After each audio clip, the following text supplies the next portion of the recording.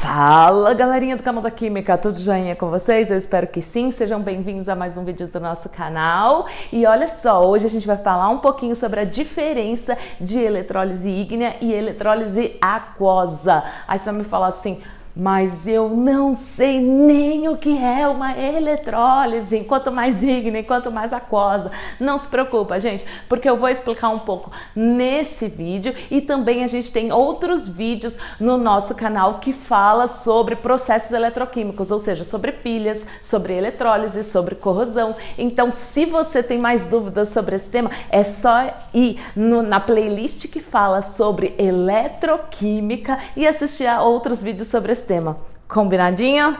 Beleza, então vamos seguir o assunto de hoje. Primeiramente, o que é eletrólise? A eletrólise, gente, é um processo onde a corrente elétrica gera uma reação química. É um processo não espontâneo. Se você ainda não entende esse conceito de espontaneidade, corre lá na nossa playlist que tem um vídeo que fala só sobre isso, espontaneidade de processos eletroquímicos. Muito bem. E agora a gente vai entender a diferença entre uma eletrólise ígnea e uma eletrólise aquosa. Nos dois casos, a gente tem a corrente elétrica gerando uma reação química. Só que qual é a diferença? Uma tem a água presente e a outra não. Vamos entender primeiro o que é uma eletrólise ígnea. Se liga aí. A eletrólise ígnea, vocês conseguem perceber aqui que está marcado que eu tenho cloreto de sódio, ou NaCl, fundido. O que significa? Eu coloco na eletrólise ígnea uma temperatura suficiente para fundir o material. Ou seja, o que é fundir o material? É passar do estado sólido para o estado líquido. Por quê? Quando eu tenho o NaCl no estado sólido, ele está numa estrutura cristalina e tem seus átomos todos arranjados.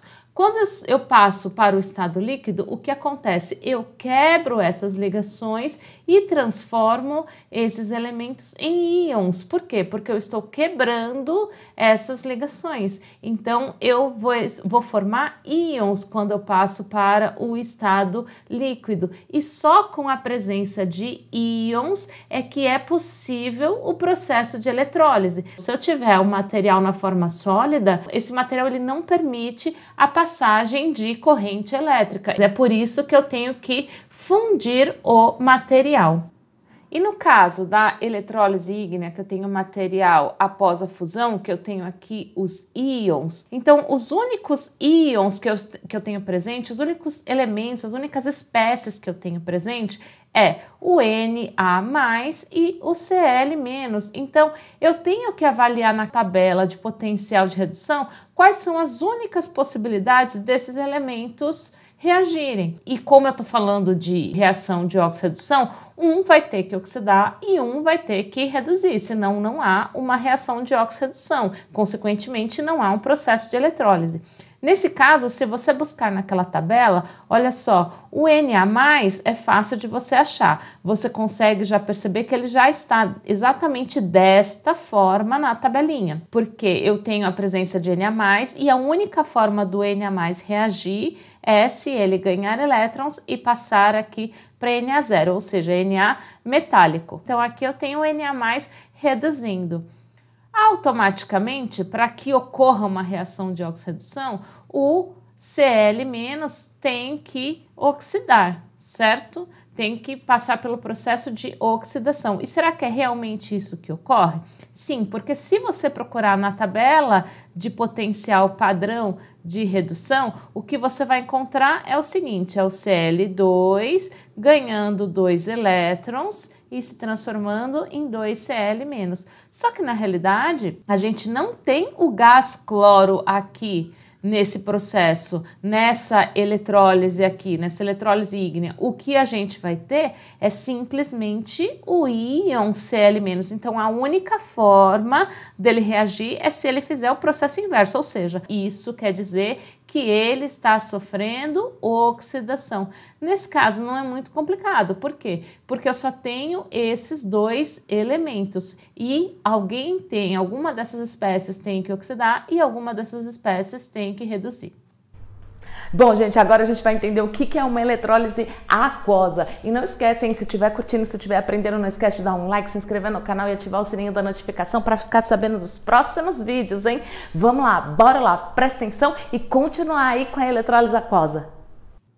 Já no caso da eletrólise aquosa, qual é a semelhança entre elas? Tanto uma quanto outra tem que ter íons, porque somente íons é que permite a passagem de corrente elétrica. Só que na eletrólise ígnea a gente utilizava o quê? A temperatura, certo? Para poder quebrar as ligações. Nesse caso, na eletrólise aquosa, a gente vai utilizar o quê? A água para poder quebrar essas ligações e solubilizar e formar íons. No caso anterior, nós só tínhamos o íon, por exemplo, Na+ e Cl-. Nesse caso, ó, a gente percebe que a substância que foi solubilizada aqui é o sulfato de alumínio. Então, eu tenho a L2SO4, 3, ok? Quando eu faço a dissolução desse material aqui, então eu faço a solubilização desse material aqui em água, nesse caso eu vou ter íons também. Então aqui eu também vou ter a formação do Al3+ e do SO4, 2-. Aí você deve estar pensando, então é fácil, olha, então eu vejo qual é a possibilidade desse Al3+ reagir com a possibilidade do SO4 e pronto. Na verdade não, porque além desses dois elementos, eu também tenho a presença de água. E essa água, ela pode tanto oxidar quanto reduzir. E agora, quem vai oxidar, quem vai reduzir? Eu vou ter basicamente 4 opções. Vamos entender essas opções. Então, se você for na tabela de potencial padrão de redução, o Al3+, que está presente naquela solução, a única possibilidade dele reagir é ele ganhar elétrons e virar o metal alumínio. Já no caso da água, para ela reduzir, então eu tenho que buscar essa semi-reação, que é a reação em que a água está ganhando elétrons. Essa é a reação de redução da água. Então, existe essas duas possibilidades.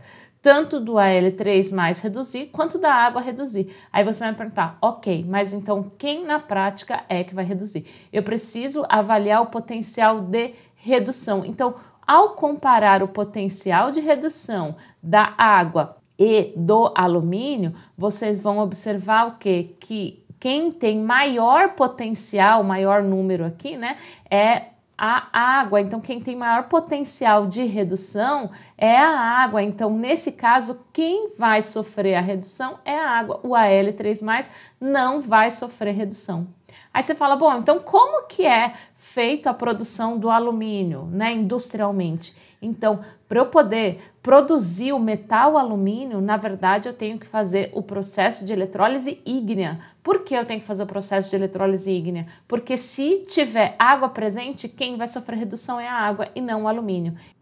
No caso da oxidação, vocês não vão encontrar essas duas semi-reações prontas. Você, na verdade, pela tabela de redução, você sempre vai encontrar aqui o caminho inverso. Por quê? Se é uma tabela de potencial padrão de redução, você só vai encontrar semi-reações de redução. Então, no caso, o que você vai encontrar na tabela? Você vai encontrar S2O8, 2- mais 2 elétrons, que vai dar 2SO4, 2-. Mas você não tem nesse processo de eletrólise o S2O8, que você vai ter são íons SO4, 2-, certo? Então a única possibilidade desse íon reagir é se você fizer a leitura inversa dessa tabela. Pela tabela de potencial padrão de redução, você vai ver que essa semi-reação aqui aparece como potencial padrão de redução igual a mais 2,01 volts, certo? Só que se eu quero comparar os dois potenciais de oxidação para ver qual das duas substâncias é que vai oxidar, então eu preciso aqui, ó, inverter o sinal. Se você for na tabela Você não vai encontrar exatamente essa semi-reação, você vai encontrar ela no sentido inverso, ou seja, você vai encontrar o O2 mais 2H mais 4 elétrons, que vai dar 2H2O. Só que você não tem o O2 reagindo, você não tem íons H+ reagindo, o que você tem é a água. Então a única possibilidade dessa água perder elétrons ou dela oxidar é se eu fizer a leitura inversa dessa semi-reação. Então, ó, 2H2O dando, olha aqui, ó, o O2, o gás oxigênio, mais íons H+, mais 4 elétrons. Então, essa é a possibilidade de oxidação da água. E você vai perceber que o potencial padrão de redução dessa semi-reação aqui, na tabela ele aparece como mais 1,23. Porém, nesse caso, eu tenho que comparar o potencial de oxidação, porque eu estou fazendo a leitura inversa, certo? A água perdendo elétrons, eu estou fazendo a leitura, o caminho inverso da tabela. Então, eu também tenho que trocar o sinal. Avaliando o valor aqui do potencial de oxidação do SO4 e da água, percebe-se que a água aqui, ó, ela vai ter um maior potencial de oxidação. Então, nesse caso aqui, quem vai oxidar é a água também. Galerinha, e esse foi o tema do nosso vídeo de hoje. Eu espero que vocês tenham gostado, curtido, aprendido. E não esquece, não deixe de acompanhar a gente nas redes sociais para ficar sabendo das novidades, ok? Até o nosso próximo vídeo.